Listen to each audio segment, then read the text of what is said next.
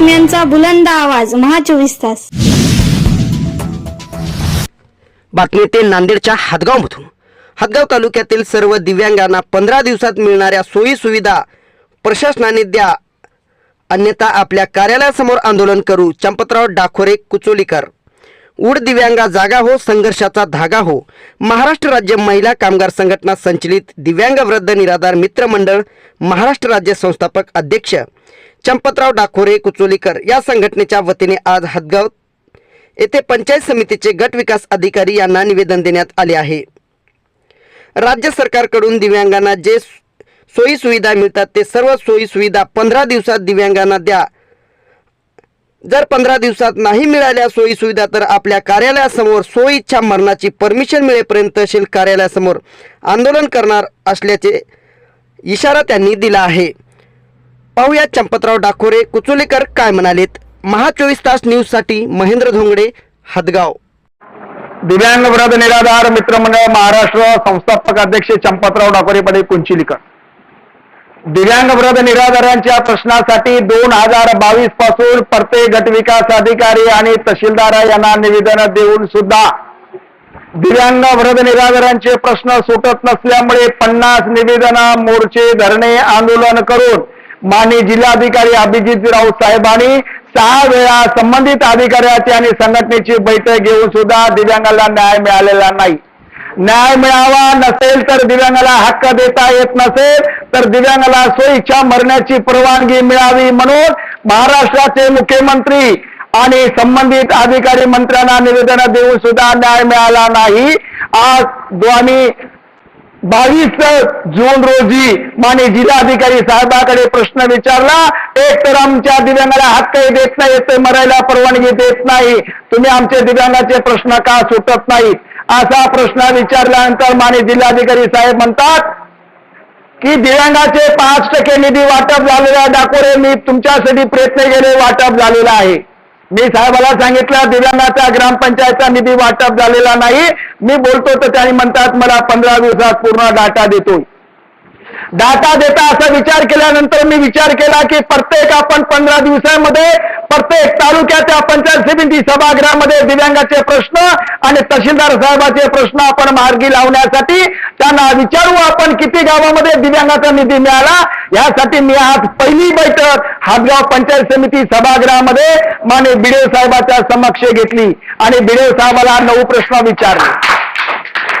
9 प्रश्नामध्ये दिव्यांगाचा 5% निधी मिळालेला नाही असे या ठिकाणी 100 ते 150 कार्यकर्ते या ठिकाणी उपस्थित आहेत आणि त्यांनी प्रत्येकाने निवेदन गाववाईज निवेदन तयार करून आलेले आहे. आज आम्ही बिडेव साहेबाला तो निवेदन देतोय. तहसीलदार साहेबाला आम्ही निवेदन देतोय की दिव्यांगांना 3 महिन्यापासून दिव्यांगाचा निधी मिळाले नसल्यामुळे हा दिव्यांग वृद्ध निराधार जगेल कसे. आणि दुसरा प्रश्न आहे दिव्यांगांना जर 1,500 रुपये मानधन मिळते त्या मानधनामध्ये दुधाचं पाकिट तरी मिळते काय. आमच्या शेजारी राज्य असले तेलंगणामध्ये 6,000 रुपये दरमहा वेतन मिळते तर आमच्या महाराष्ट्र सरकार आम्हाला 1,500 रुपये कशामुळे देते, कोणत्या नियमाने देते, किमान वेतन कायद्यामध्ये काय तरतूद आहे त्याप्रमाणे पण आम्हाला दिव्यांगाला जर निधी मिळत नसेल तर आमच्या ह्या 9 प्रश्नासाठी आम्ही तहसीलदार साहेबांना 9 प्रश्न आणि बिडेव साहेबांना 9 प्रश्नासाठी आज या ठिकाणी 100 ते 125 दिव्यांग बांधव या सभागृहामध्ये उपस्थित आहेत. आम्ही हा निवेदन देणार आहोत आणि निवेदनात दिलेले त्यांची सर्वांची ओशी तयार करून 16 तालुक्यामध्ये दिलेले निवेदन आणि पर्सनल मी जिल्हाधिकारी साहेबांकडे निवेदन दाखल करणार आहे.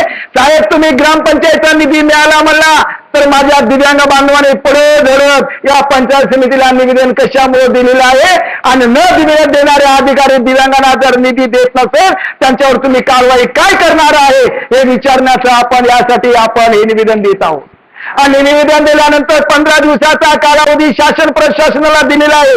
15 दिवसात जर आमच्या दिव्यांगांना न्याय नाही हक्क मिळाला तर प्रत्येक पंचायत समितीमध्ये दिव्यांगांना न्याय हक्क मिळेपर्यंत सोयीच्या मरण्याची परवानगी मिळेपर्यंत या सभागृहामध्ये आम्ही आंदोलन करण्याचा इशारा या निवेदनावर देत आहोत.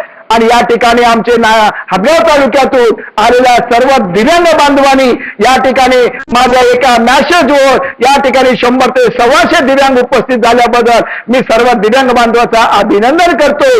आणि या ठिकाणी न्यूज चॅनलवाल्यांना मी न बोलवता ही बातमी त्यांना कळाल्यामुळे तो माझी मुलाखत घेतली आणि मुलाखत घेऊन या कुंभकर्ण शासन प्रशासनाला जागा करण्यासाठी चॅनलवाल्याने आम्हाला सहकार्य केल्याबद्दल मी त्यांचं धन्यवाद करतो. खऱ्या ईश्वराची आपण सेवा केल्याबद्दल खरा ईश्वराचा आशीर्वाद आपल्या वंश परंपरा सगळ्याला मिळेल अशी मी आशा व्यक्त करतोय. माझे 2 शब्द संपतोय. आणि या ठिकाणी तुम्ही सगळ्यांनी संघटित व्हा, गाव तिथं शाखा स्थापन करा. जोपर्यंत शिका, संघटित व्हा आणि संघर्ष करा. हे डॉक्टर बाबासाहेब आंबेडकरनं केलेली घटना, या घटनेच्या कायद्याप्रमाणे आपल्याला मिळाला अधिकार, यासाठी संघटित होणं गरजेचा अधिकार आहे.